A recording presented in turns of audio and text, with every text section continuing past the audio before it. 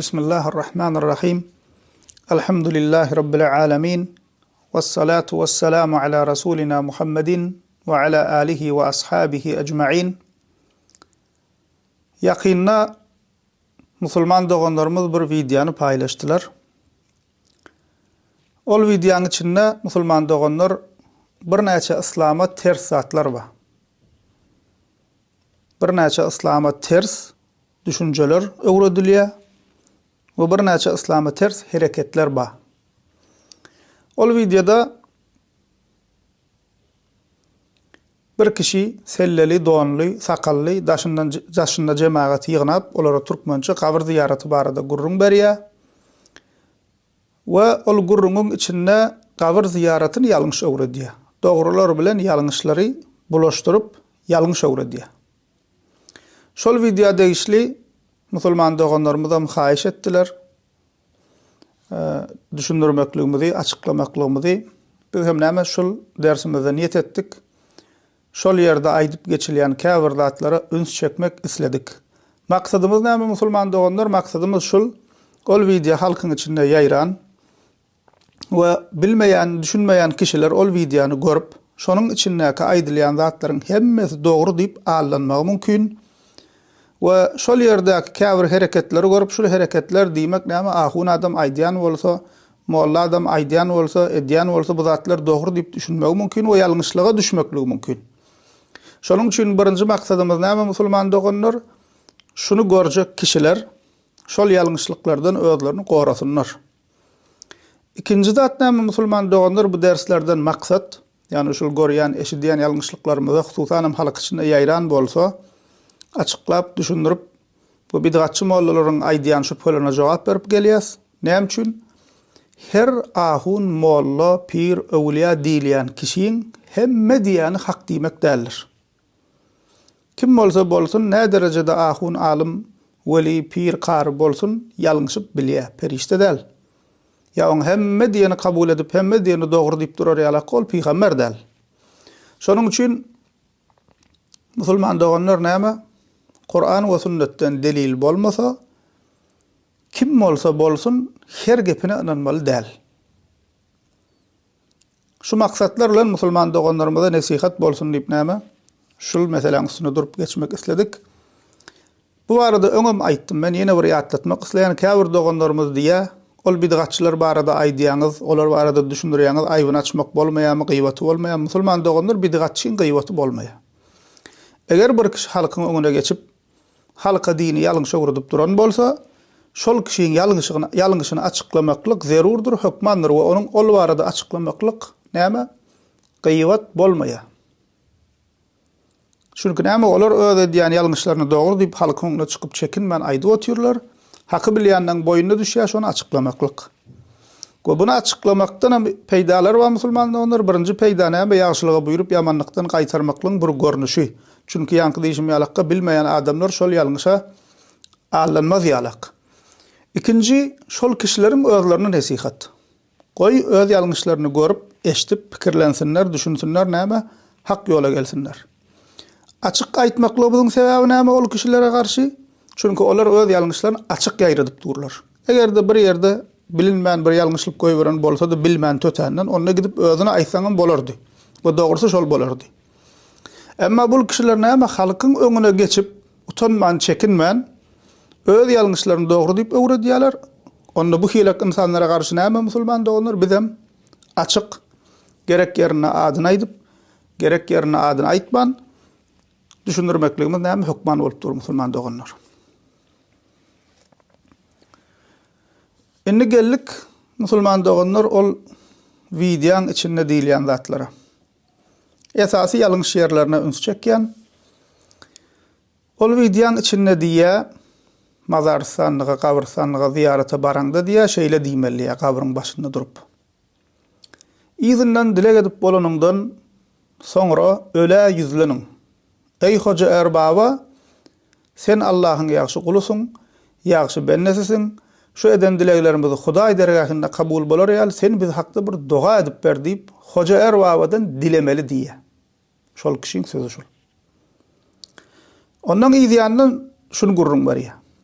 Bu birinji ýalňyşlygy. Şu ýalňyşlyk şu aýdan, ýanky aýdan gepiniň içinde. İkinji ýalňyşlyk şu ýerde şunu gurrun barya. Diýä ol bir Jeriri diýip alim Peýgamberimiz sallallahu aleyhi we sellemi düşünde görýär. Düşünde Peýgamberimiz oňa ey Jeriri diýä, bir adam bir öwliýäň başynda ýumurtga çakyp bişiresi muktar ýa-da bir goýun sagasy muktar azyjyk wagt bir küçmün diýä şonça wagt dursaň bir küçmünden bol kişiň öýde açyklap aýdy. Bir adam bir öwliýäň başynda ýumurtga çakyp bişiresi muktar ýa-da bir goýun sagasy muktar bir azyjyk salym diýä dursaň diýä ey Jeriri diýipdirmiş. Goýa Peýgamberimiz ol kişi düşünde ümmetüm sen Hudaý Taala mundan öňki eden kiçik günahlarym geçer diýä. Şonda Jeriri diýilýän alim soraýa ya Rasulallah şol öwliýa diýýäniň öňünde oturmaly diýýäniň ölü bolsamy ýa diri bolsamy diýä. Ona Peýgamberimiz diýipdirmiş, ha ölü bolsun, ha diri bolsun diýä.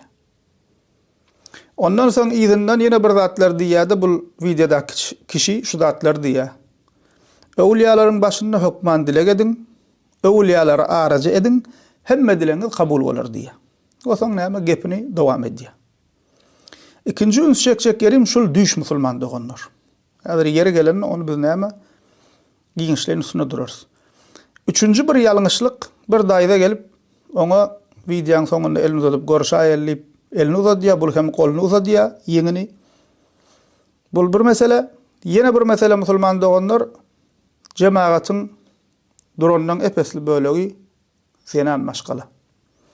Ene musulman dogonlar şol videodaky esasy 4 sanakka ýalňyşlyk wa we şu 4 zada üns çekmek isledim. Birinjisi kabra barıp yatana yüzlenmek meselesi. Ey plan baba Allah'dan dilap ber diýmek meselesi. İkincisi düýşü delil tutup otyr we ol delil düýşü delil tutup otyr we ol düýşe esaslanyp nämemiş? Ölü bolsun, diri bolsun bir öwliýäň öňünde dursaň kiçunälen geçýärmiş diýär.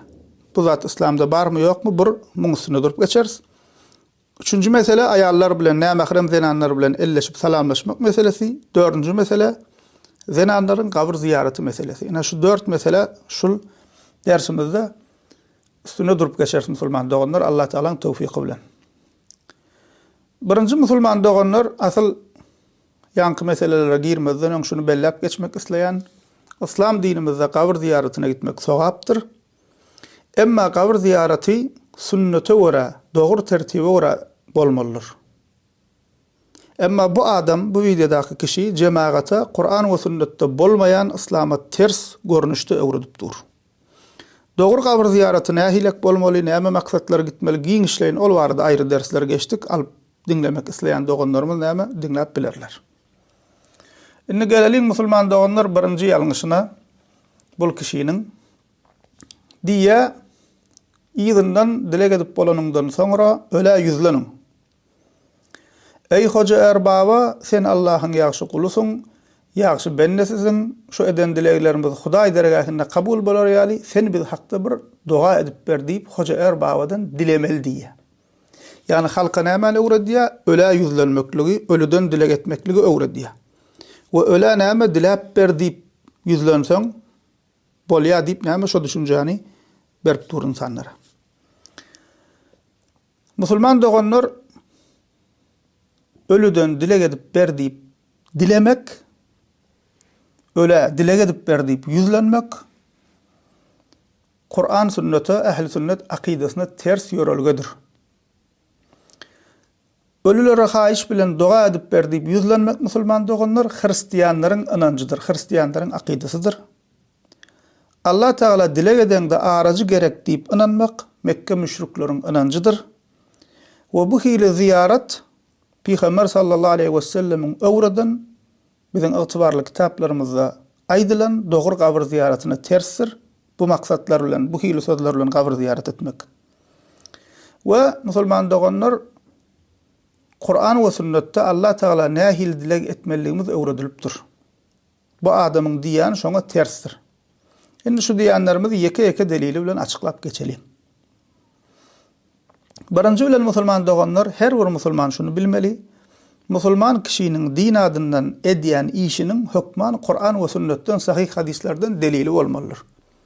Öz düşüncene göre ya olmasa ayet hadisi öz kelläňe göre düşünürüp ya olmasa ay o düşlere esaslanıp mışmışlara esaslanıp atawaba edipdir diýip hekayelerle asly esasy bolmayan gurrunlar bilen musulmançylyk islam bolmaýar. İslamyň esasy we islamyň esasy Kur'an we sünnet. Her bir edýän işimiz Kur'an we sünnete esaslanyp delil esasyna etmeli. Bul hem men sözüm däl ya bir ahunyň bir alymyň sözü däl. Hud Peygamber sallallahu aleyhi ve sellem öz bize tavşyryny. Peygamber sallallahu aleyhi ve sellem İmam Malik'in Muvatta'sında gelen hadisinde diýär: "Taraktu fikum emrayn lan tadillu ma tamassaktu bihima, kitaballahi ve sünnete nebiyhi sallallahu aleyhi ve sellem." Peygamberimiz sallallahu aleyhi ve sellem diýär: "Men size iki zat koydum, şol ikisini eýerip durduňyz müddetçe dogry ýoldan azaşmarsyňyz" diýär. Allah Taala'nın kitabı Kur'an-ı Kerim ve menin sünnetim diýip aýdýar Peygamber sallallahu aleyhi ve sellem.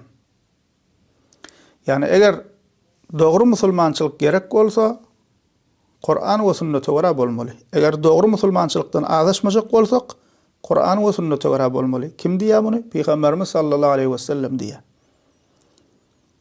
Näme diýär? "Lan tazillu ma tamassaktu bihima." Şol ikisine yapyşyp durduňyz müddetçe dogry ýoldan azaşmarsyňyz diýär. Bul ikisine yapyşmak, bul ikisine eýermek diýmek näme diýmek musulman dogunlar? Din adyna her edýän işimizi Allah diýdi, Peygamber diýdi diýip etmeli. Ondan sonra sahabalar näme diýipdir? Ondan sonra dört mezhep imamlarymız nähilek düşündiripdir şolaryň tertibini, şoňa teretmeli. Asıl Kur'an we sünnet. Allah Taala Kur'an-ı Kerim'in musulman dogunlar hiç bir ayetini menden ölülerin usulen dilegedin diýmändir. Sahih hadislerde hem Peygamberimiz sallallahu aleyhi ve sellemin kabra baraňyzda ölülere diläp ber diýip ýüzleniň diýmändir. Hiç ýerde sahih hadis ýok bu arada. Ya da Peygamber sallallahu aleyhi ve sellem men dünýäden ötenimden soňra maňa şey diýip ýüzleniň, menem size Allah'dan diläp beren diýmändir. Yani unsur musulman dogunlar Peygamberimiz Muhammed sallallahu aleyhi ve sellem ümmetine täret edewine çenne öwretdi. Şu daşykýasa, daşykamyzy nähilek bagşlan bolyn süpürmegimize çenne öwretdi. Şoň alçakka gidijek zady çenne Peygamber sallallahu aleyhi ve sellem bize öwretdi. Hajatxanaň edewine çenne, nädip sınjalmalygymyza çenne öwretdi musulman dogunlar. Hey Peygamber sallallahu aleyhi ve sellem, eger bu hile edip dogry etmek, dilek etmek dogry bolsa di, ümmetine bunu aýtman goýardymy? Bu mümkinmi? Muny sagdan akıl kabul edýärmi? Kabul etmeýär.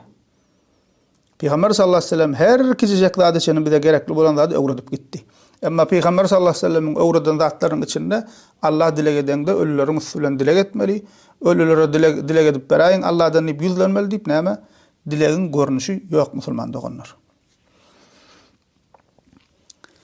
Şu gepi diýenlere öle Allah Taala'dan diläp ber diýip ýüzlenmekle öwreden ýekeci ayet ýa-da ýekeci sahih hadis görköz diýin musulman dogunlar görköz bilmediler.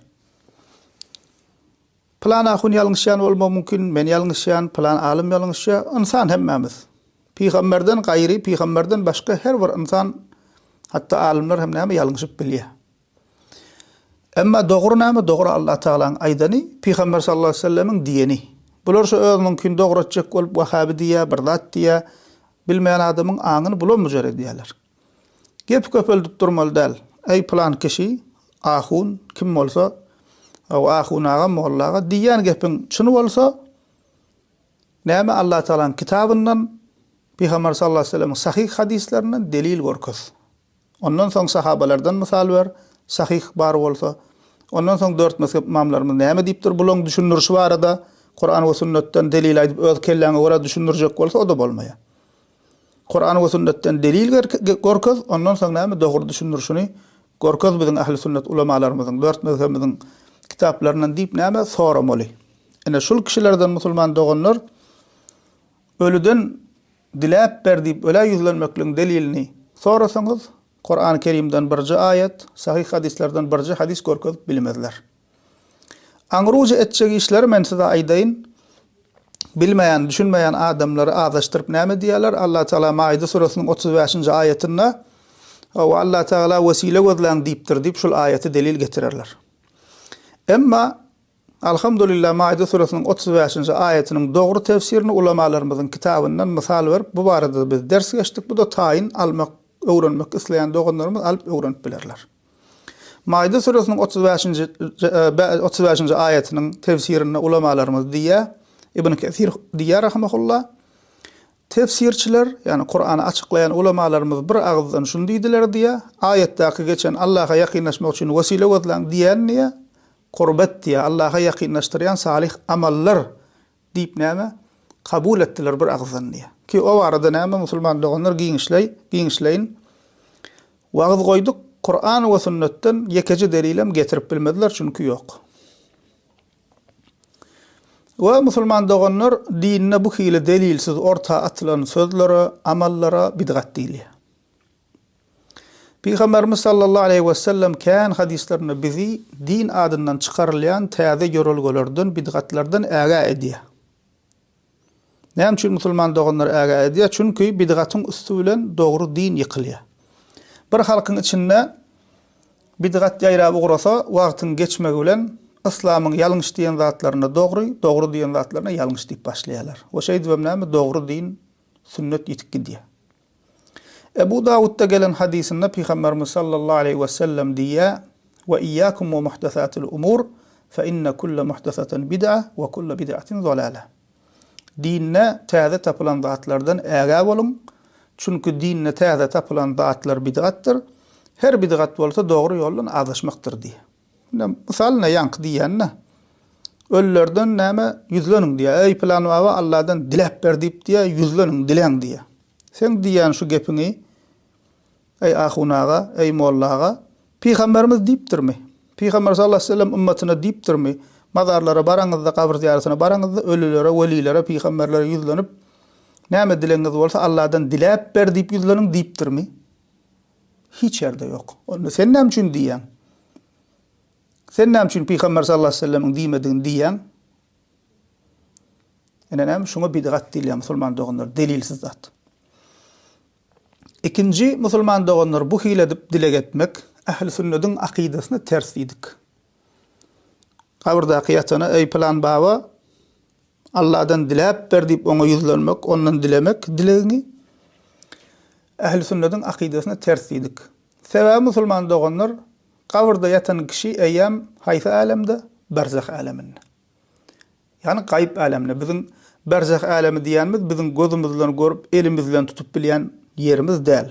Öz başyna bir aýry bir alem, berzah aleminde. Berzah alemine degişli musulman doganlar bir zat diýjek bolsaň hökman delil bilen diýmeli. Çünkü biz gidip gelmedik, gözümüz bilen görmedik. Berzah alemine degişli bir zat diýjek bolsak, ya Allah Taala bize habar beren bolmaly, ya Peygamberimiz sallallahu aleyhi ve sellem habar beren bolmaly. Şonuň üçin berzah alemine degişli bir zat diýjek bolsaň, ölülere degişli, ölüleriň ruhuna degişli, kabr azabyna degişli, umuman berzah alemine degişli bir zat diýjek bolsaň, hökman delil gerek. İki wahyň birinden delil, ya Kur'andan ya sünnetden. Ve sahih hadislerde musulman doganlar bize öwredilýäni berzah alemine degişli. Berzah alemindäki kişi, kabrdaky kişi eger cenneti bolsa cennetdäki yerini, eger dowlaky bolsa dowlakdaky yerini görüp ýatyr. Sahih hadislerde näme? Bize şol öwredilýär. Kabr azaby baradaky, kabr hayaty baradaky dersimizde musulman doganlar Kur'an we sünnetten delili bilen giňişleýin bunu açykladyk. Olar täze näme ýeke-ýeke aýdyp durmaýyn, dinlemek, öwrenmek isleýänler şol wagty alyp näme dinläp bilerler.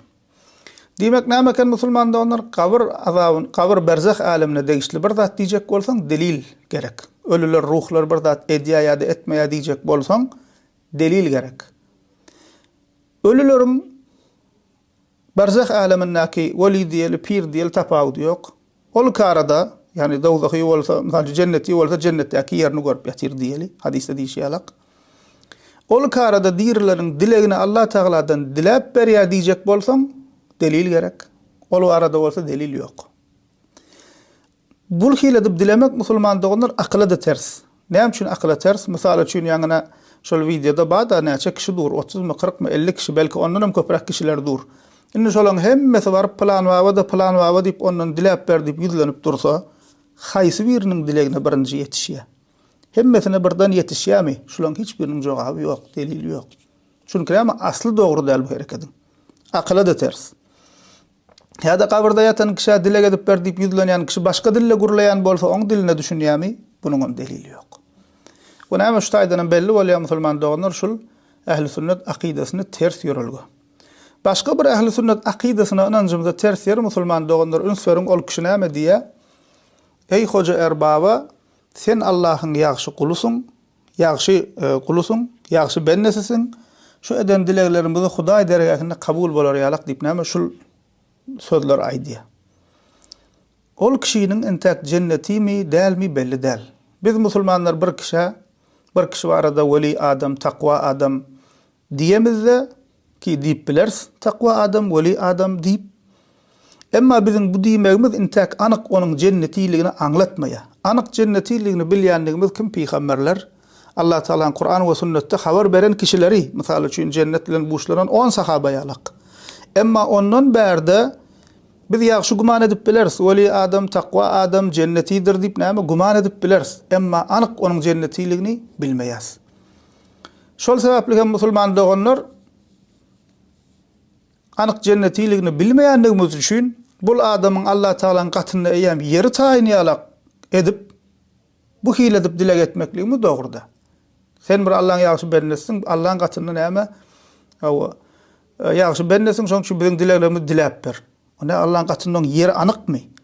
Dilegini diler ýalak oň entek anyk näme bellimi? Biz o ýagşy guman edýäs. Emma bul gepin içinde bu tarapdan hem seraslet musulman doganlar ähli sünnetin akidesinde ters ýer şul. Gaty ol barada eýem bugün cennetde ýer taýin ýalak edip näme? Gurulaýarlar. Diýdik, öllere haýyş bilen ýüzlenmek hristiýanlaryň inancıdyr diýdik musulman doganlar. Şu kişiniň diýen zadynyň bir-birini hristiýanlar diýär. Hristiýanlaryň içinde bir topory diýär. Näme diýerler? Olar biz öz düşünjelerine göre weli diýip inanýan kişiler we swetoy diýerler. Biz olara ýüzlenýäs, olaryň biz üçin yaradyjydan, elbetde biz Allah diýäs, olar bok diýär.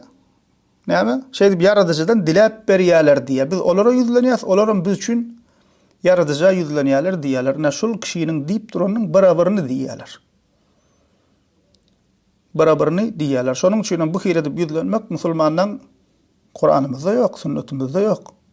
Akide kitaplarymyzda da ýok. Doga dilen edebine degişli kitaplarda da bu hile zatlar ýok. Diýmek näme bu hristiýanlardan gelen, şolar şuwun edip oturan işleri. А вот кто скажет, а вот как же, а вот Николай Угодник, мы же просим, Божию Матерь же просим, ангела-хранителя. А как мы просим?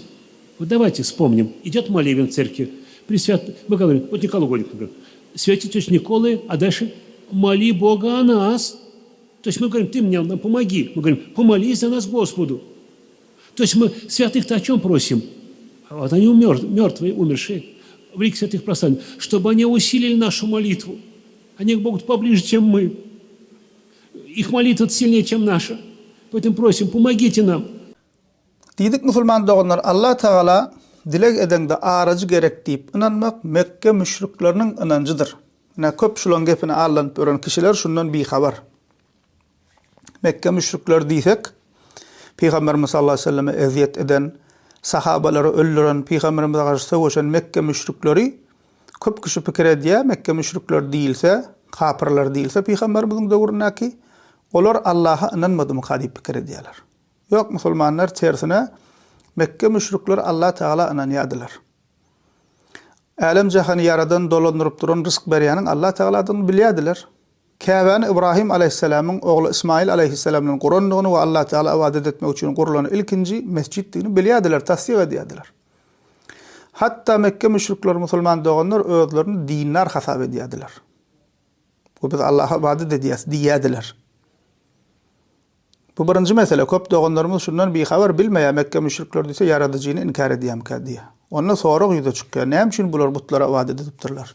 Yaradyjyny tasdiq edýän bolsalar, Allah Taala'ny tasdiq edýän bolsalar, näme üçin butlara ibadet edipdirler? Käbäňdaşyny 360 tane butdan we başga yerlerde ýene butlar bolupdyr. Olar musulman doganlar öz butlary barada Allah Taala bilen biziň aramyzdaky arajylar, şefaatçiler we bizi Allah'a ýaqin edýänler diýip inanýan ekenler. Delili nerede musulman dogan? Delili Kur'an-ı Kerim'de. biz öz ýanymyzdan bir zat aýdamyz ok.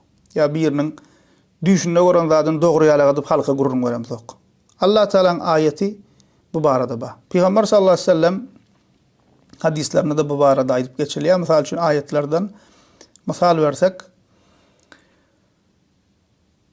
Kur'an-ı Kerim'de Yunus surasının 31. ayetinde Allah Teala diýär: قل من يرزقكم من السماء والأرض أمن يملك السمع والأبصار ومن يخرج الحي من الميت ويخرج الميت من الحي ومن يدبر الأمر فسيقولون الله فقل أفلا تتقون. Ey Peygamber sallallahu aleyhi ve sellem aytsen olara diýär kimlere Mekke müşriklerine: Size gökden we ýerden kim rızık berýär? Size gökden we ýerden rızky kim berýär? Eşitmegiňiz we görmegiňiz kimiň elinde? Ölüden dirini we diriden ölüni çykaryan kim? Ve ehli zady dolandyryp duran kim? Diýseňiz diýär o Mekke müşriklerine olar näme diýerler diýär? Feseyekulun Allah. Allah diýerler diýär. Fekul efela tettekun. Onda siz korkmaýaňyzmy? Yani Allah Taala şärik koşmakdan korkmaýarsyňyzmy diýip sora diýär. Ki bu arada başka ayetlerim var. Onda diýdik näme üçin Allah Taala ynanýan bolsalar bu Mekke müşrikleri butlara sığınıpdırlar, butlara dilek edipdirler. Çünkü musulman doğanlar yankı diýişimýärler. Bu butlar Allah bilen biziň aramyzdaky arajylar, şefaatçiler, bizi Allah'a ýaqyn edýän barlyklar diýip inanypdyrlar. Çünkü olaň inanjyna görä gon Allah dilek edip bolanok näme arajy gerek? Mekke müşrikiň inanjyna. Delili Kur'an-ı Kerim'de Zumar surasının 3. ayetinde Allah Teala diýär: "Vellezîne ittehazû min dûnihi awliya ma na'buduhum illa liyuqarribuna ilallahi zulfa." Allah Teala'dan başka özlerine awliya tutunyanlar ba diýär. Näme diýerler diýär? Ol awliya tutunyan zatlar barada, ol butlar barada. Biz olara biziň Allah'a ýaqynlaşdyrsynlar diýip ibadet edýär diýär.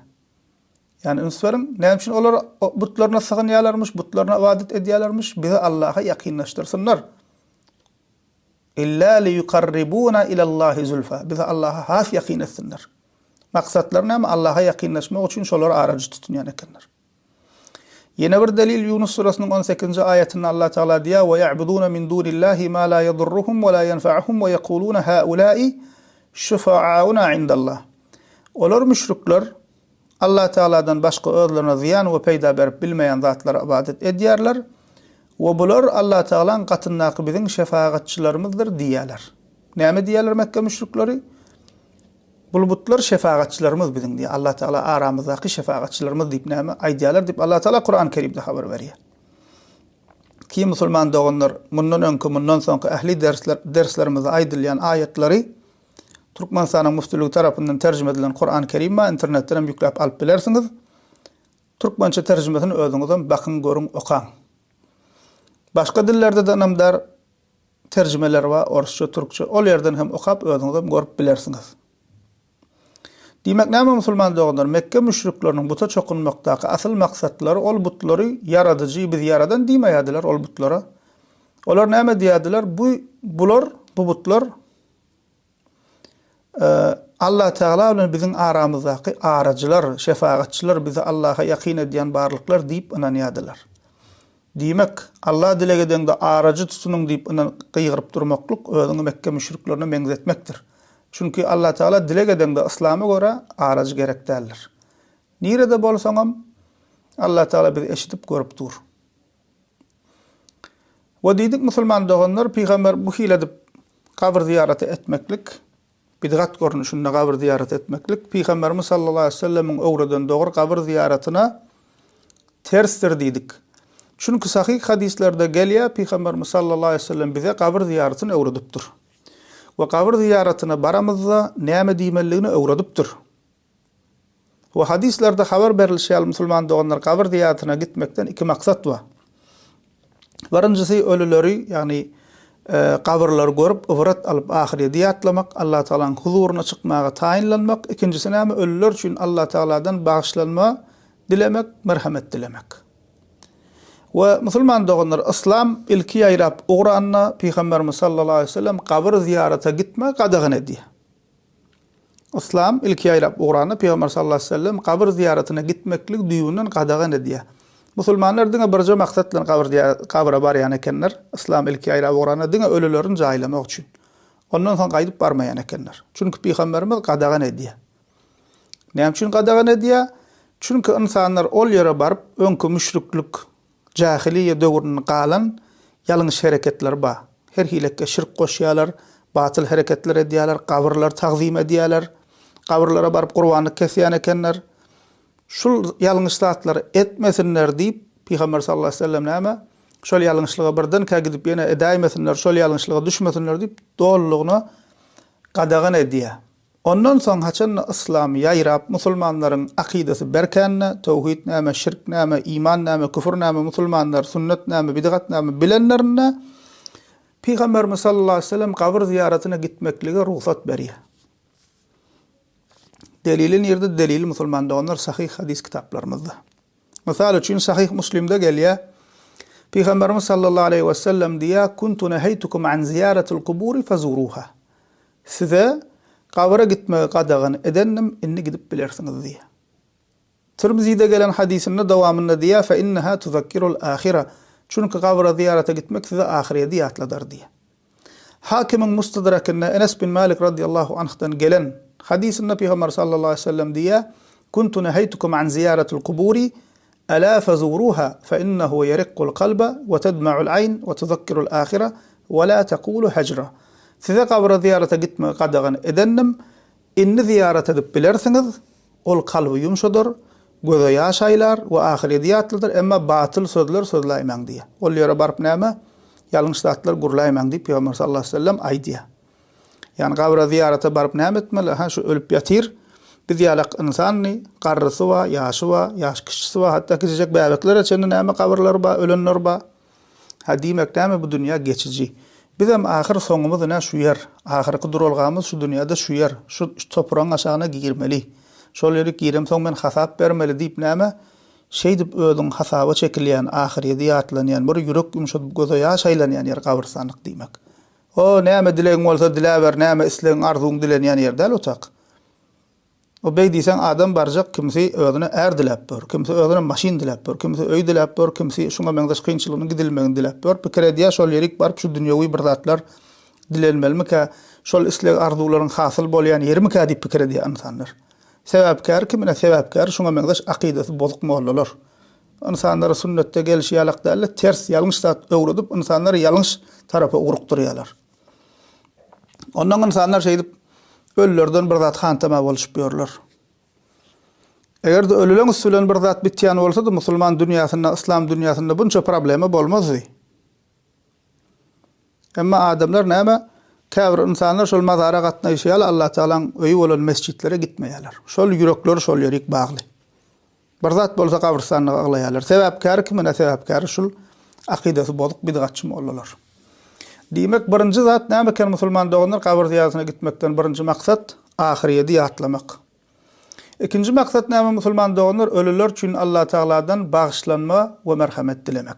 Sahih Müslim'de gelýär Aýşe enemiz diýär: "Qultu keyfe aqulu lahum ya Rasulallah?"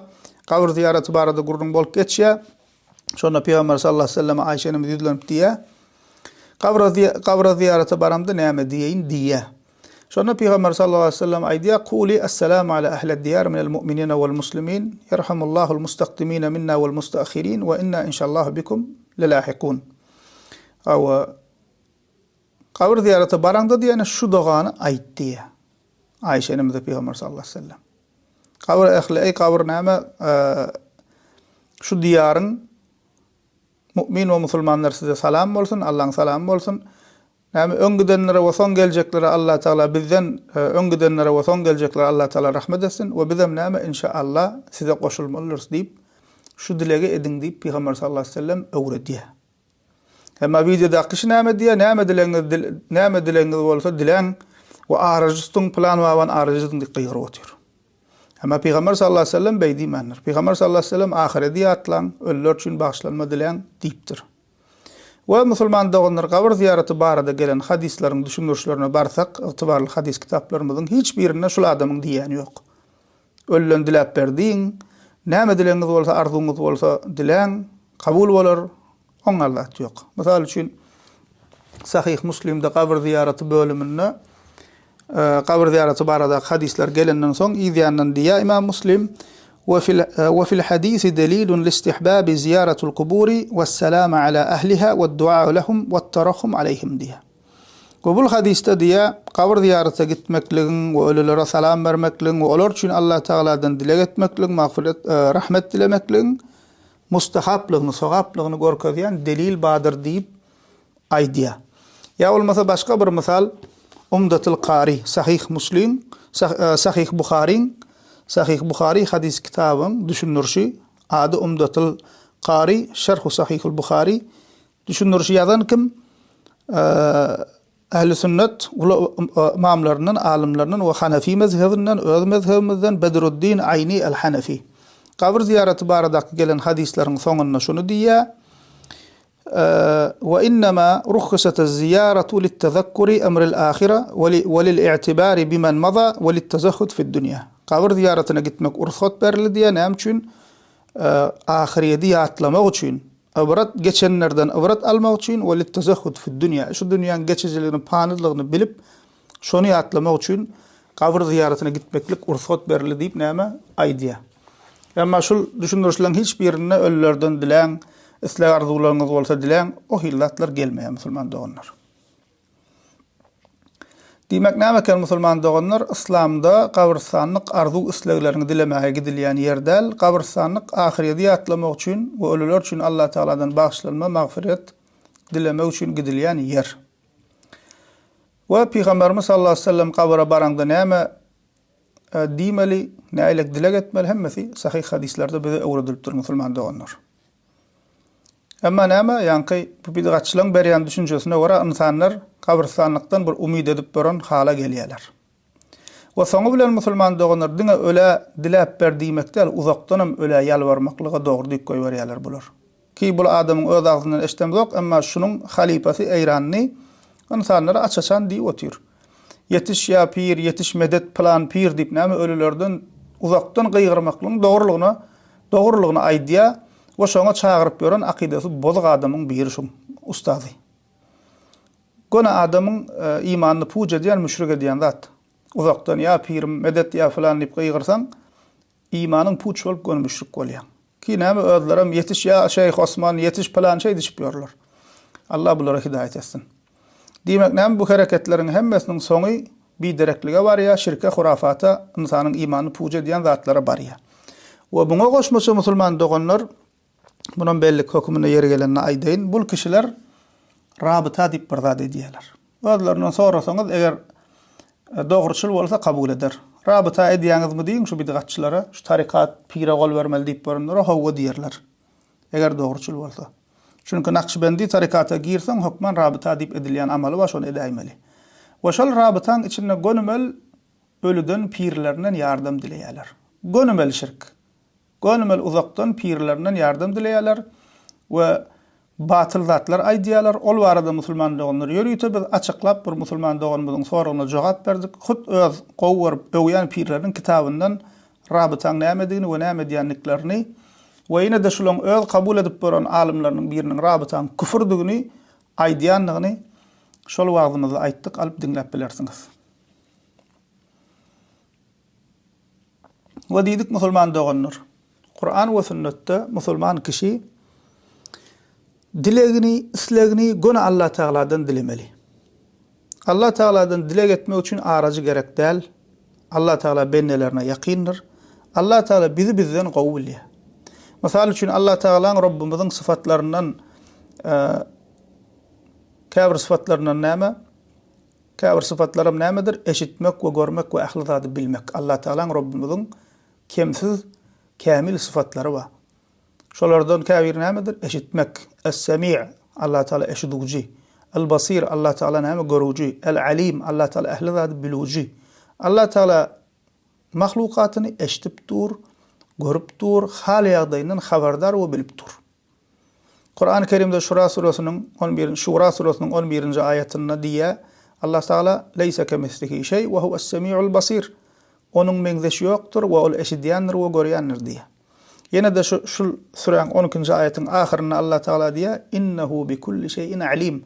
Ol ehli zady bilýändir diýär. Yani Rabbimiz bizden habardar.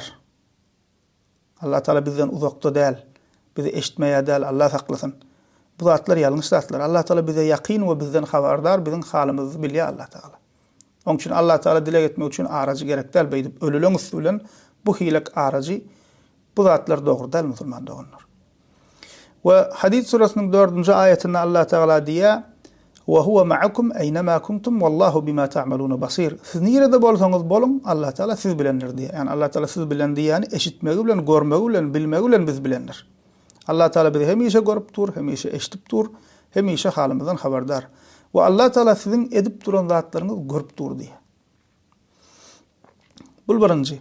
İkinci Müslüman doğanlar Kur'an-ı Kerim de Allah Teala gösgönü özünden dilemeklik buyuruyor. Peygamber sallallahu aleyhi ve sellem din Allah Teala'dan dilemeklik buyuruyor ve Allah Teala'dan başkasından Allah Teala'nın elinde bolan zatlar dilemeklik dinimiz qadağan ediyor. Delil misal için Bakara surasının 186. ayetinde Allah Teala diye ve izâ se'eleke ibâdî annî fe innî qarîb ucîbû da'veted dâ'i izâ da'an. Ey Peygamberimiz diye sallallahu aleyhi ve sellem Allah Teala ona ayet indir Peygamberimiz diye. Bennelerim senden men barada sorasalar diye. Men olara yakinlarım. Bak unsur Müslüman doğanlar Allah Teala diye fe inni qarib. Men olara yakinlarım diye. Dilek edenin dileğini kabul ediyorun diye. Yani sen näme öz benneliğini kabul edip dilek edip bilsen bolly için yürekten ihlas bilen şartlarını yerine getirip Allah Teala kabul edeyin diye. Kabul ediyorun men dileğini diye. Ya olmasa Mü'min surasının 60. ayetinde Allah Teala diye ve qala rabbukum ud'uni estecib lekum. Aytti ya Rabbimiz aytti. Menden dileğinizi kabul edeyin diye Allah Teala. Yani bir akıl bar adama düşünükler şul. Menden dileğin diye Allah Teala. Dileğinizi kabul edeyin diye. Araf surasının 55. ayetinde Allah Teala diye ud'u rabbakum tadarru'an ve khufya.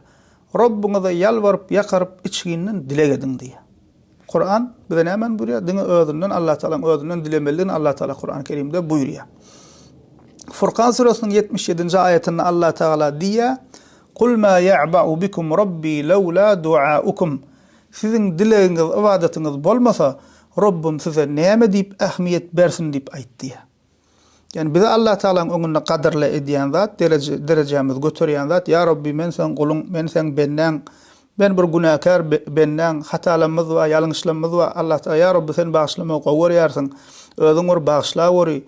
Näme bizim günahlarımız geçe var, biz bir hatalı günahkar benden. Ya Rabbi bizim dileklerimizi kabul edever deyip öz benneliğini boyun alıp şey deyip boyun bükük olup näme? Allah Teala yalvarmalı. Allah Teala bizden şunu isleye. Allah Teala diye sizin şu yalvarıp yakarmaklığınız hem bolmajak olsa öz benneliğiniz boyun alıp Allah Teala yalvarmasanız diye Allah Teala size näme deyip ahmiyet bersin diye. Ve yine de Fatiha surasında namazın her rekatını okuyas. İyyâke na'budu ve iyyâke nesta'in diyas. Biz dine sana ibadet ediyoruz ve dine senden yardım dileyeriz diyar. Bak onu söyle Müslüman da onlar ve iyyâke nesta'in diyas. Dine senden yardım dileyeriz. Yani näme? Allah Teala'nın elinde bar zatlar biz dine Allah Teala'dan dileyeriz. Ama ondan sonra gidiyen namazda iyyâke na'budu ve iyyâke nesta'in yani sonra plan var yetişe plan var qora var deyip görsen ya da dilep var deyip görsen bu näme? Bu ayeti ters Müslüman da onlar. Ve Kur'an-ı Kerim'de Allah Teala özünden başkalarına dilek eden müşrikler yazgırıp bize haber verip durşolardan. Ne için şu ayetlerde Allah Teala özünden başkasına dilek edenler yazgırıp bize haber veriyor. Ey akıllı insanlar, ey imanlı adamlar, sizem şu yanlışlığa düşmeyin deyip aydiyor Allah Teala. Mesela için Ahkaf surasının 5. ayetinde Allah Teala diye وَمَنْ أَظَلُّ مِمَّنْ يَدْعُو مِنْ دُونِ اللّٰهِ مَنْ لَا يَسْتَجِيبُ لَهُ إِلَى يَوْمِ الْقِيَامَةِ وَهُمْ عَنْ دُعَائِهِمْ غَافِلُونَ. Allah Teala'dan başka özlerine kıyamete için dilek edip ibadet edip dursalar da dileğine cevap vermeyeceklere dilek ediyenden has ağdaşan kim olup bilir diye. Ve onlar dilek ediyenlerin dileğinden bir haber diye. Yani Allah Teala misal veriyor. Allah'tan gayrısında sığınayandan has ağdaşan kim olup bilir diye. Ra'd surasının 14.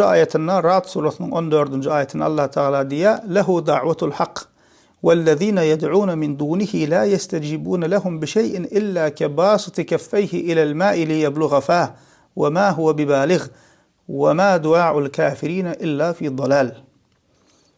Hakiki dilek edilmeye haklı olur Allah'tır diye. Hakiki dilek edilmeye layık olan, haklı olan ol Allah'tır diye.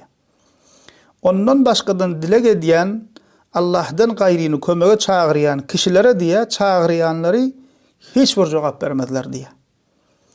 Oların bu bolup duruşu suwa ağzına yetirmek üçün iki ovucunu açıp elini suwa uzadyan adamın misali yalıdır. Yani ol su ona diye ağzına yetmez diye. Yani Allah Teala açık aşkar misal veriyor. Allah'tan başkasına ibadet edip dilek ediyenlerin hal yağdayını düşündürüp Allah Teala. Suwa elini uzadıp ağzıma gelaydı edip yalvarıp dursan suwun özü geliyor mi? Mümkün. Allah'tan başkasına dilek edip hayiş bilen yüzlenýänleriň Allah Taala'nın elinde bolan zatlar şeýdip mahlukdan dilep görenleriň ýagdaýym şundan ibaret diýip aýdy Allah Taala. Ve kapırlaryň dogasy diýe azaşmakdan başga zat däldir diýe. Kapırlaryň dogasy ýani Allah'a şirk goşanlyklar sebäpli azaşmakdan başga zat däldir diýe. Tirmizi'de gelýär Muhammed sallallahu aleyhi ve sellem diýe innehu men lem yes'alillah yagzab aleyh. Kim Allah Taala'dan dilemese Allah ona gazap eder diýe. Kim Allah Teala'dan dilemese Allah ona gazap eder diye. Şu Peygamber sallallahu aleyhi ve sellem'in hadisi Müslüman doğanlar.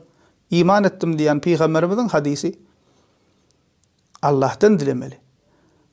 Ol Allah Teala'nın eline bolan zatları kabirden dilemek ya olmasa dilep ber diyemek anırda dursun. Selef-i salihin ilkinci nesil Müslümanlar, sahabeler, tabiinler, etbâ tabiin hatta dünyevi zatlarda hem näme oňarsalar başkasından dilemejek bolupdurlar ki bunu dilemeklikde hiçbir ziyan yok. Dilep bilýän dünyevi zatlarda.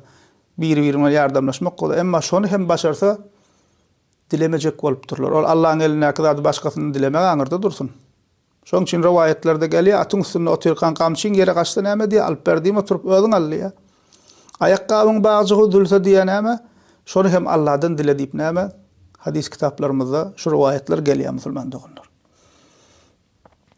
Ve Peygamberimiz sallallahu aleyhi ve sellem İbn Abbas'a nasihat edip diye "İza sa'alte fes'elillah ve iza ista'inte festa'in billah." Dilesen Allah'dan dile, yardım dileyecek bolsan diye Allah Teala'dan yardım sonra diye. Bunu yankı öyle dilep berdiğime degişli aytjaklarymız. İkincisi musulman doganlar bu näme diýdi yankı kişi? Bir düş gurun var ya. Bir Ceriri diýen alim Peygamber sallallahu aleyhi ve sellem düşünne görýär. Düşünne Peygamberimiz ona ey Ceriri diýe bir adama bir adam bir öwliýäň başynda yumurtka şakyp pişiresi muktar ýa-da bir goýun sagasy muktar dursa Allah Taala mundan öňki ähli eden kiçik günahlarını geçirer diýe. Şonda Cerir diýipdir diýe. Cerir diýen alim soraýar ya Resulallah şol öwliýä diýeniň öňünde oturmaly diýeniň ölü bolsam ýa diri bolsam diýe. Peygamberimiz näme diýenmiş oňa goýa? Ha ölü bolsun, ha diri bolsun diye. Ve idyanının bul kişi diye huzuruna, şonun için huzuruna durmaklığımız diye ehli günahlarımız geçirecek zattır diye. Yani mazarın önünde durmaklığımız evliyaların ehli günahlarımız geçirecek zattır diye. Şu hadise esaslanıp bul kişi evliyaların başını hükman dilek edin, evliyaları aracı edin, hem dileniz kabul eder diye ve son izinden yine kafir zattır gurrun var. Demek ne mekan? Bul kişinin gepine göre düýşi delil görkezýär we ol düýşe esaslanyp bir amal ortaya çykaryp otyr. Ol amalym näme musulman doganlar? Ölü bolsun, diri bolsun, öwliýän we gaşynda öňünde dursaň, ähli kiçik günahlaryn geçýärmiş. Näme sörmer şu ýerne. Şu gepinde düýşi delil görkezip dur. Musulman doganlar İslamda düýş delil däldir. Düýşe esaslanyp amal edilmeýär. Peygamber sallallahu aleyhi ve sellem şeýle diýdi, insanlar sizem şeýle edin diýmek bolmaýar. Biz musulman doganlar düýşlere göre amal etmeli däl, Kur'an we sünnete göre amal etmeli. İslamda düýşüň delil bolmaýanlygyny musulman doganlar akidasy dogry bolan iň bärki azajyk ilimli molla hem bilýär. Emma bu gurlap duran näme? Düýşi delil görkezip dur. Hatta şiýgalar käbireçen İslamda düýşüň delil hujjat däldigini kabul edýärler. Şiýga şolar hem näme İslamda düýş hujjat däl, İslamda düýş delil hujjat däl diýip näme tasdiq edýärler. Emma bul kişi näme bul ýalňyş herekede düýşi delil görkezip otyr. Ki düýş barada dogry garaýşymyz nähilek bolmaly. Ol barada biz düýş barada dersimizde geçdik. Dinlemek isleýänler alyp dinläp bilerler. Düýş hakdyr. Allah Taala tarapyndan görkezilen düýş we o şeytanın vasvasası oynamakla bolup bile insanyň öz kellesinde galan pikir bolup bile üç türlü düýş we go dogry düýş hem goronyň özüne degişlidir. Şoň özüne degişli käbir şaratlar bolup biler. Şoň özü üçin käbir zatlar ýorgut edilinip bilinir. Emma başkasının gören düýüşi, hatta öwliýa hem bolsa, şoň düýüşine esaslanyp islamda amal etmek bolmaya, ey ümmet sizem şeýdiň peýgamberimiz şeý dedi diýmek bolmaya, düýbünden batyl zat. Sebäbi musulman doganlar, peýgamberimiz sallallahu aleyhi ve sellem hayatda diri wagty islam tamam boldy. Kamil din islam. Hiç bir ona goşmaly, aýyrmaly, kemeltmeli zat galmady. Peýgamberimiz sallallahu aleyhi ve sellem bize Allah Taala'nın razylygyny näme gazandyrýar, hemmesini öwretdi. Näme-demizde günahlarymyz dökülýär. Bunuň hemmesini Peýgamber sallallahu aleyhi ve sellem bize öwretdi. Bir kemini goýman. Allah Taala Kur'an-ı Kerim'de diýär, Maide surasının 3-nji aýatynda: "El-yevme ekmeltu lekum dinakum ve etmemtu aleykum ni'meti ve raditu lekumul islame dina." Diýär Rabbimiz, bugün men siziň diniňizi kamil kıldym we size bolan nygmatymy tamamladym we din hukmyna islamdan razy boldum. Yani islam kamil din. Haçan kamil boldy? Peýgamberimiz hayatda diri wagty. Kamil zada daşyndan bir zatlar goşmak bolmaýar. Kamil zada daşyndan bir zatlar goşmak diýmeklik, diýmek bir zatlar kemgaly diýmeklik diýen many çykýar. Ve Peýgamberimiz sallallahu aleyhi ve sellem diýär hadisinde, Beyhaqi Sunanul Kubrasında İmam Şafii'nin atlı kitabına gelýär, diýär Peýgamberimiz: "Ma taraktu şeý'an mimma amarakumullahu bihi illa ve kad amartukum bihi. Ve la taraktu şeý'an mimma nahakumullahu anhu illa ve kad nahaytukum anhu." Allah Taala'nın buyuran zatlarynyň ählisini size buyurdum, öwretdim diýär. Allah Taala'nın buyuran zatlarynyň ählisini, ýani özüne wahy edip öwreden zatlarynyň ählisini size buyurdum, öwretdim. Ve Allah Taala'nın qadagan eden zatlarynyň hemmesini size qadagan etdim diýär. Demek musulman doganlar, islamda bir weliň öňünde dursaň günah dökülýär diýip inanç ýok. Diýünden batyllar islam akidesine tersdir. Eger günah dökülmekligini isleýän bolsaň, amal etmeli, Allah Taala tawba etmeli we bağışlanma dilemeli we küçük günahlarymyzyň bağışlanmaklygyna sebäp bolýan, kefaret bolýan amallar we olar hem Peýgamberimiz öwredipdir. Şol amallary etmeli. Emma barýan o kelläň sallap durýan gabryň öňünde nämemiş günah dökülýär. Bu batyl zat.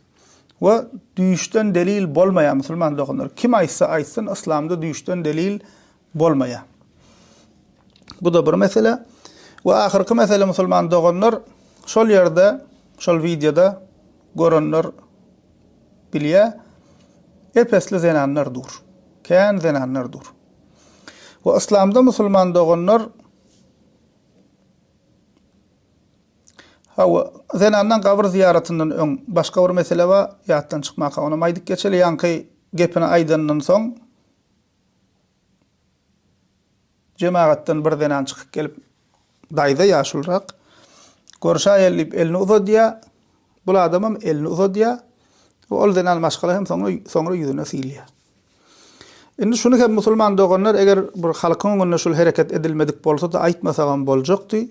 Emma mecbur aýtmaly bolýar. Näme üçin bir sürü halkyň öňünde şu hereket bolup geçýär we bu video hem halka ýaýran we bilmeýän kişiler görüp pikir etjek diýmek.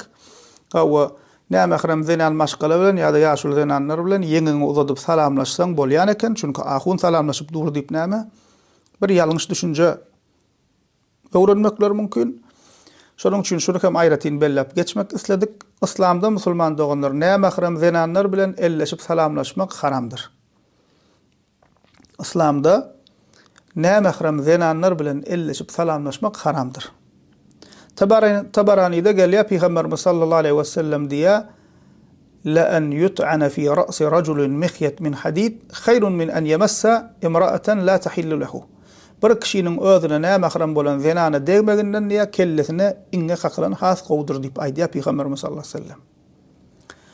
İslam ýaýrap ugranda musulman doganlar, musulmanlar gelip Peýgamberimize beýat, kasam berýärdiler. Yani iman etdik, şirk goşjak däl, ulu günahlar etjek däl, wepaly boljak diýip beýat kasam berýärdiler. We musulman erkekler Peýgamberimize kasam berenlerine Peýgamber sallallahu aleyhi ve sellem'in elini tutup kasam berýärdiler. We Peýgamber sallallahu aleyhi ve sellem olan kasamlaryny, beýatlaryny kabul edýärdi. Şonda zenan sahabalar hem gelýärler Peýgamber sallallahu aleyhi ve sellem'e kasam we beýat bermäge. We erkeklerin kasam berşýärlim diýip pikir edýärler. Yani Peýgamberimiziň zenanlar hem elini tutup kasam berbelmeke diýärler. Şonda Peýgamber sallallahu aleyhi ve sellem näme diýär ol zenanlara? İmam Ahmed'in musnadynda gelýär bu hadis: "Inni la usafihun nisa, innama qawli li mi'ati imra'atin ka qawli li imra'atin wahida." Men zenanlar bilen elleşmeýärin, meniň zenanlara kasam berimdäki Kasamym 100 ayaly aýdan sözüm, bir ayaly aýdan sözüm bilen deňdir diýe. Yani bir ayalam gelip kasam etse sözlü, Peygamberimiz sözlü kabul ediyor kasamını. 100 ayalam gelip kasam etse Peygamberimiz sözlü kabul ettim deyip näme? Kasamlarını, ayalların kasamını sözlü kabul ediyor. Elinden tutmaya. Sahih Müslim'de gelen hadisinde Ayşe enemiz diye وَمَا مَسَّتْ كَفُّ رَسُولِ اللّٰهِ صَلَّى اللّٰهُ عَلَيْهِ وَسَلَّمْ كَفُّ مْرَأَةٍ قَطْ وَكَانَ يَقُولُ لَهُنَّ إِذَا أَخَذَ عَلَيْهِنَّ قَدْ بَايَعْتُكُنَّ كَلَامًا. Ayşe enemiz diye ki Ayşe enemiz Peygamber sallallahu aleyhi ve sellem'in ayali, Peygamberimizin ayali bizim enelerimiz bolya. Peygamberimiz sallallahu aleyhi ve sellem'in eli diye hiç haçan ne mehrem zinanın eline değmedi diye. Peygamberimiz beyat kasamalarına sözlü kasam ederdi diye zinanlar bilen. Ünlü ünsverin musulman doğanlar, ehli peygamberlerin üstünü, en yüreği arasında kişi, Allah Teala tarafından saylanan, günahlardan qorulan masum peygamber, zenan elini uzatsın näme diye, men zenanlar bilen elleşmeýärin diye. Yani Peygamberimiz diýmändir, ýaş zenanlar bilen elleşmeýärin, ýaşul bolsa olar bilen elleşsen bolar, garry daýzalar bilen diýmändir. Ýa bolmasa ýeň bilen salamlaşaýmaly, eliň degirmen goluňy uzatyp diýmändir. Ýekagyd näme diýe, men zenanlar bilen elleşmeýärin diye. Ayşe enemizem näme diýe, Sahih Müslim'de gelen hadiste, nä mehremiň eline degmedi Peygamber sallallahu aleyhi ve sellem'in eli diye. Ama gynansak da bular halkyňyna çykyp şeýdip näme? Goluny uzadyp durlar. Şolaryň käbir gowwaryp diňleýän ahunlary, ölenleri we galanlary we şularda şu hassalyk bar. Biziň içimizde diňlenýärdi, İskender ahun ýalar ölüp gitdi. Şoňam videolar we näme şeýdip garry ýaş diýmän goluny uzadan bolup zenanlar bilen elleşip dur. Şulaň bir jemaatyna şul hassalyk bar. Yani Peygamber sallallahu aleyhi ve sellem diýmändir, goluň bilen salamlaş, garry bolsa salamlaş, ýaş bolsa salamlaşma. Elleşmeýän diýipdir. Şonuň üçin musulman doganlar şular görüp, şu hereketleri görüp dogrudur, öýdäýmän şuda haramdyr. Yani ahun ulama diýäniň hemme taraplaryn görülle bolmaly, dini ýoýmaly. Hawa diýdik, ahyrky mesele musulman doganlar zenanlaryň kabr ziýarety meselesi, çünki jemaatyň içinde epesli şol videoda görüşiňiz ýalakka zenanlar ba. Mundan öňe başga bir kişiň bir mollan halky zenanyň öňüne geçip gurulap duran videosy ýaýrady. O taýda da aglaba bölek gene zenan we umuman şu mazar sanlyklara barýanyň aglaba bölek zenanlar. Indi şu zenandan kabr ziyaretine degişli bir möhüm mesele we onu hem näme aýdyp geçmeli yer gelende musulman doganlar zenanlaryň kabr ziyareti meselesinde ähli sünnetin içinde 3 tane garaýyş bar.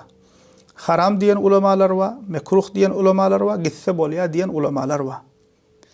Näme üçin bu garaýyş ortaga çykypdyr? Çünki Peygamber sallallahu aleyhi ve sellem'in Allah Teala kabrlar ziyaret edýänler, zenanlara kabrlar ziyaret edýän zenanlara lagnet etsin diýen hadisi bar.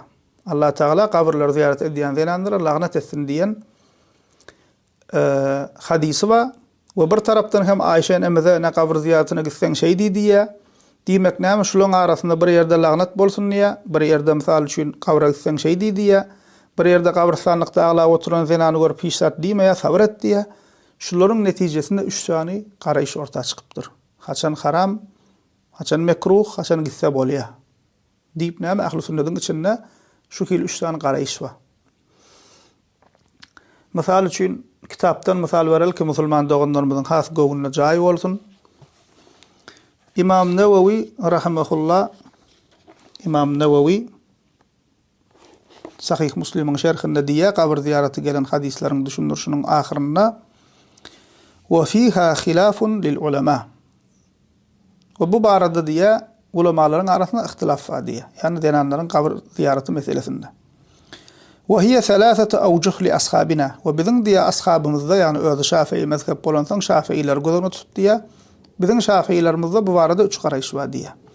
Ahaduha tahrimuha والثاني يكره والثالث يباح diye. Birincisi diye haramlığı, ikincisi diye mekruhlığı ve üçüncüsü diye mubahlığı. Yani gitse bolýa diyen garaýyş diye. Yine de misal hükümünde aysak yani Umdatul Qari'den halem aýdyp geçtik. Bedruddin Ayni rahimahullah diye ki Bedruddin Ayni rahimahullah'ın özü Hanefi mezhepten ve mekruh hatta haram diýip aýdy. Misal üçin diye mekruh ve haram diyen garaýyşda Diýä Bedruddin Ayni rahimahullah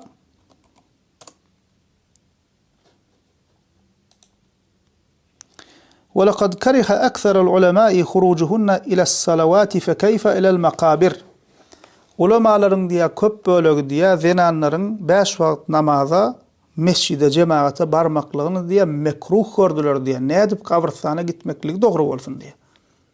Ki bizim hem Hanefi mezhebimiň fıkıh kitaplarymyzda aýdylýar, hususan hem ýaş bolsa, fitne fesat dogry bolsa, fitne fesat artan bolsa, zenanların diye 5 wagt namaza mescide cemaate barmaklygy mekruh diýerler. Bedruddin Ayni hem diye mescide 5 wagt namaza gitmeklerini ulamalan köp bölegi mekruh görüpdir. Nädip kabra gitmekler dogry bolsun diye. Ve bunun üstesine yine izinden aýdýar. وما أظن السقوط فرض الجمعة عليهن إلا دليلا على إمساكهن عن الخروج فيما عدها. Zenanlara diye cuma namaza gitmekliğin farzlygynyň zenanlardan aýrylmaklygy diye ondan başga yerlere gitmeli dälliginiň, ondan başga yerlere gitmekden alyp goýmalygynyň delili diýip men pikir edýänni. Çünkü bilýäňiz musulman doganlar zenan doganlarymyza cuma namaza gitmeklik farz däl. Bedruddin Ayni hem diýip dur, näme eger cuma namaza gitmek farz däl bolsa, ondan galan ýerik, gereksiz ýerlerik gitmeklerine päsgel bolmaly, ruhsat bermeli däl diýe. Gereksiz zarurat bolmasa. Ve ine de şul barada düşündürşüň soňlaryna diýe ve hasulul kelami gepin gysgasy diýe min haza kullihi bul aýdylanlarymyzyň hemmesinden jemi gepin gysgasy أن زيارة القبور مكروهة للنساء بل حرام في هذا الزمان. Zenanların diye kabir ziyaretine gitmeklik mekruhtur diye.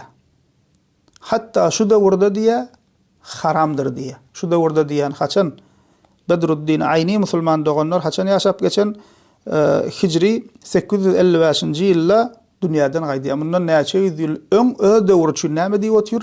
Şu döwürde haram diye. Biziň döwürimiz görete näme diýerdi? Allahu alam.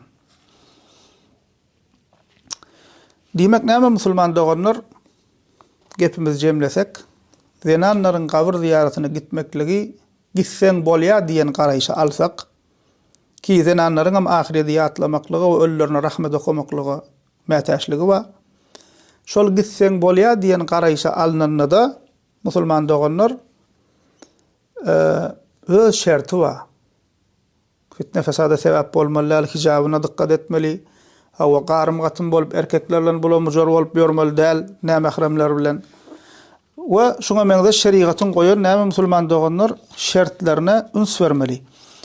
Mysal üçin İmam Qurtubiň sözüni getirýär ýa-ni Bedruddin Ayni rahimahullah. İmam Qurtubiň Peýgamber sallallahu aleyhi ve sellem Allah ýa-ni la'anallahu zawaratul qubur kabir ziyaret edýän zenanlara Allah laňat etsin diýen hadisini İmam Qurtubi şey diýip düşünürdi diye. Yani çenden aşa köp ziyaret edýän zenanlar, hawa ýarym ýalaňa çolup gidýän zenanlar we özlerini kabir tagzim edýänlere meňzedýän zenanlar diýip diye düşünürdiler diye ulamalar. Yani şolara Peýgamberimiz laňat etdi diye.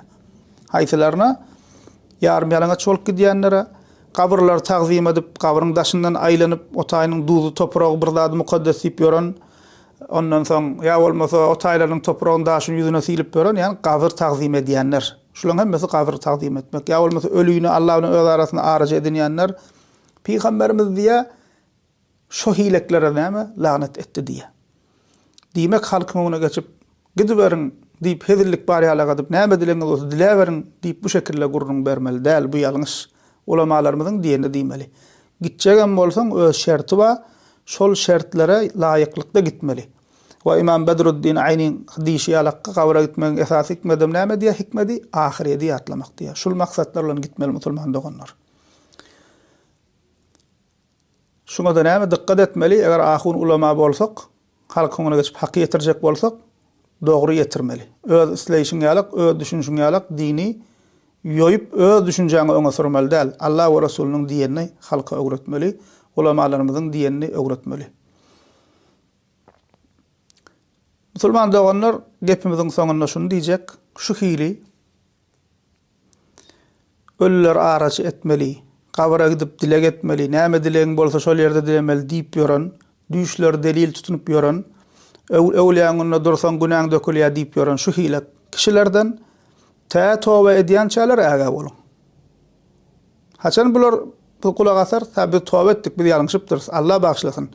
Biz öňsüde ýalňyş maglumat beripdiris diýip toba ederler, ha biz diýer sonra näme Allah bagşlasyn, on näme bularym dogry ýola gelipdir diýeriz. Emma ondan bärde şu hil insanlar şey diýip ýördüğü müddetçe o şu düşünjedäki bolan adamlardan äge bolun. Kellesindäki son ýa-ni kellesindäki sellesine, egnindäki donuna, eňegindäki sakalyna allanmaň. Ay eýranyna okapdyrmyş-da, ay plan güýçli tagsir Türkmenistana bu alymy güýçli diýipdirmiş-da diýilýän reklamalara allanmaň. Biz üçin näme musulman doganlar esasy da delil. Näçe ahun bolsa bolsun, delile görä hereket etmeli. Şu zatlara da dikkat edelim musulman doganlar. Allah Taala adaşyp ýören doganlarymyza hidayet etsin we ahlimizi hak ýoldan adaşmaklykdan Allah Taala gorasyn. Elhamdülillahi Rabbil alamin.